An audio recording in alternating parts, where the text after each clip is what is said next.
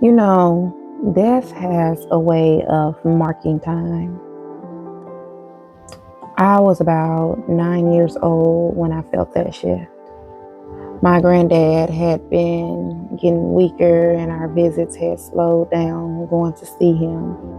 So, I don't know. One day when me and my cousin Buddy was at my mom's house, we were at home and we were upstairs on the top of the steps playing. And he and I were just sitting there chilling while all the adults were gathered up downstairs. And he looked over at me and he whispered to me, he said, "Booney, I think your granddaddy just died." And come to find out, he was right. In that moment, just something in me just went still because it was like the weight it sat heavy on me, like a blanket. I didn't ask for that. I didn't know how to process it at the time. I felt cheated. I felt like I didn't get the opportunity to get to know my granddad. My older brother and sister had so many stories about how he would make them pancakes and do certain things. And I was looking forward to doing some of those things. Because even though my granddad was very ill, you got to keep in mind, I was around 8 or 9 when he passed. So I didn't have no concept of he's not getting up out this hospital bed. So, losing granddad was tough for me, and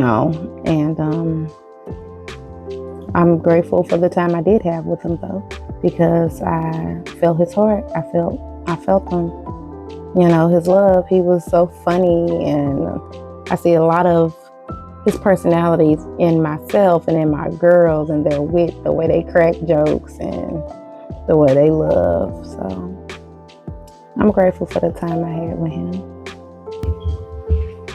So after granddad passed away, life, just kept moving. I was creeping up on my middle school years and I ended up going to Hake Middle. This was in the late 90s, early 2000s. I was around 11, 12 around now. And for the first time, I felt like I had my own identity outside of, my home environment. And I was finding my place. I had a little group of friends that I had met I was cool with. We was always laughing, being silly. And, it was just kind of cool. It was a good time.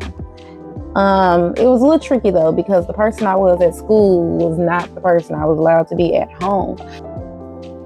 When I was at home and tried to be myself and just let my normal personality shine through, they would call me dingy. My mom and my sister would call me dingy, cousins, all of that. They would say that I'm too sensitive. They would say that I'm acting white when I'm talking or doing certain things. So that kind of teaches you when you're that age, okay, when I'm around them, I need to be this way. I need to be a little more tougher. I can't be no punk. I can't be too emotional.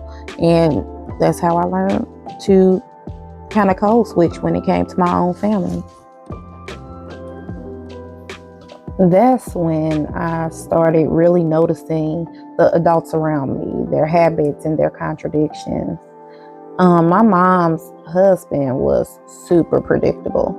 Every morning he dressed up sharp, Stacey Adams, hat to heel, sitting at the dining room table doing his numbers, his lottery numbers, and smoking a cigarette.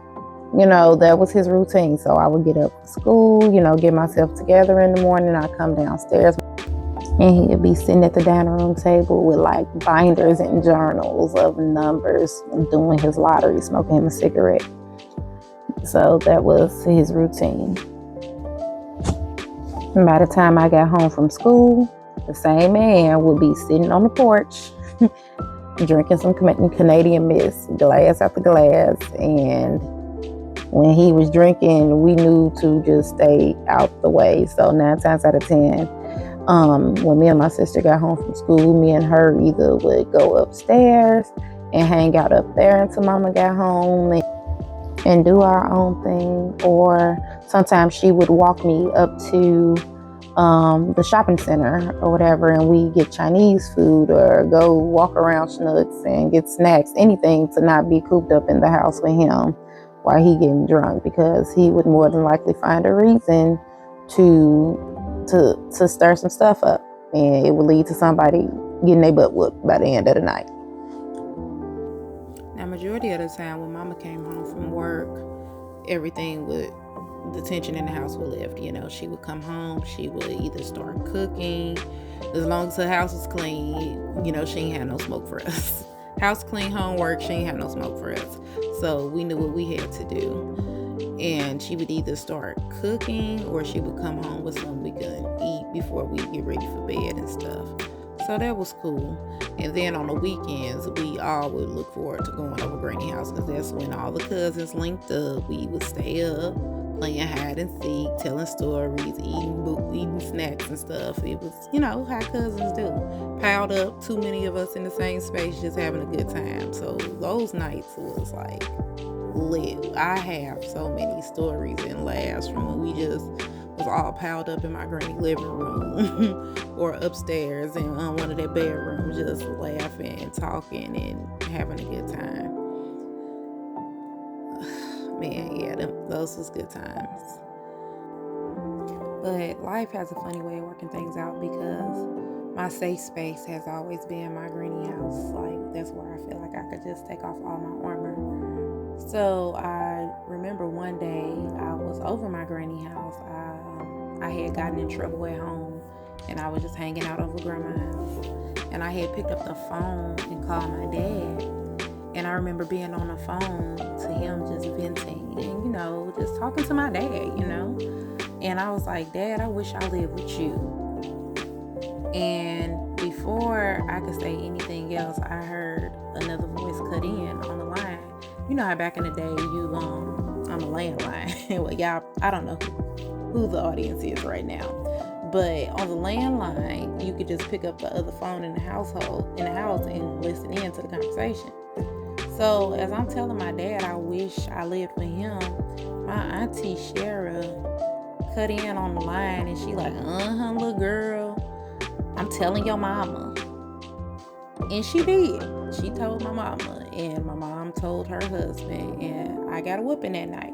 She picked me up from Granny house, and I got my butt whooped for being too grown. And I didn't understand it. I was so mad at Auntie Shara. I was so mad, because I'm like, all I was trying to do was talk to my dad. That was like, she just violated my space, violated my private conversation with my dad, and nobody was there to just be like, you know what? She just mad. She just upset because she got in trouble. Or it's just, I got my butt whooped. And then later that day, my mom's husband was so salty about what I had said to my dad. He told me that my dad was a crackhead. But that didn't change how I looked at my daddy, and still don't change how I look at my daddy. My dad has always been there for me, and he could have never took that away from me.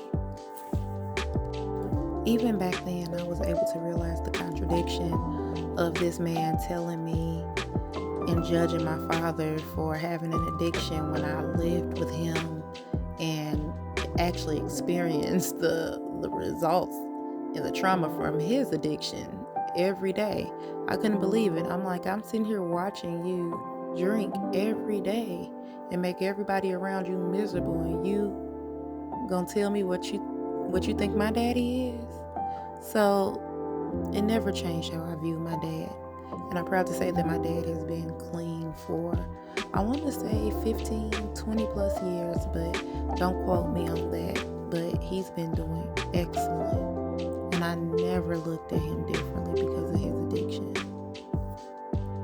Over time, the fights between mom and her ex-husband got worse. The energy in the house was just heavy, like all the time. It just was a place you didn't want to be. Anytime I can get out the house and go to Granny house, I was gone. And my sister, she had started working, and she was gone. We were not trying to be there. I remember one night decided she had enough. And she had came upstairs and she pulled me and my sister to the side. And she told us to pack our things, to pack our clothes, all our school stuff, and all of our essentials. We knew that we weren't going to be able to take stuff like toys and all that. We knew it was a lot of things that we would have to leave behind. But in that moment, it didn't matter, because I promise you, me and my sister was so happy. We was so happy. We was packing so fast. We couldn't wait to get up out of there. And I didn't know where we was going at the time, but I just knew we were leaving, and it just felt like freedom.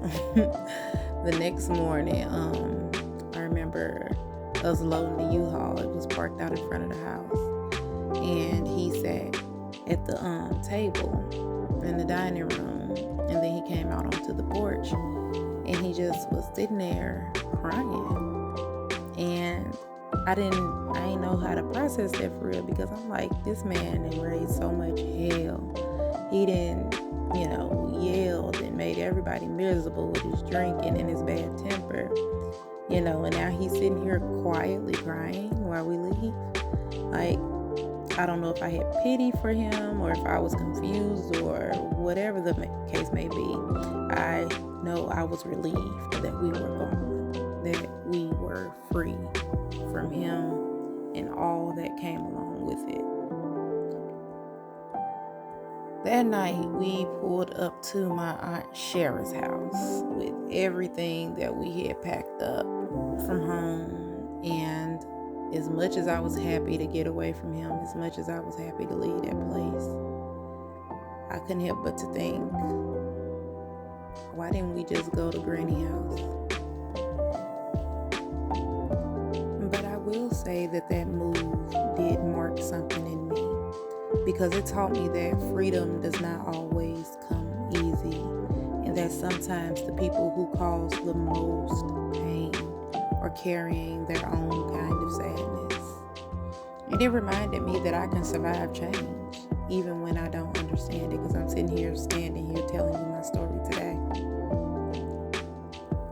So if you've ever had to leave behind what no longer serves your peace, this next meditation is for you. It's called The Release. It's a guided space to help you let go with compassion, not resentment. The link is in the comments. And remember, you are divinely guided, you are protected, and you are allowed to leave when peace calls your name. Thank you.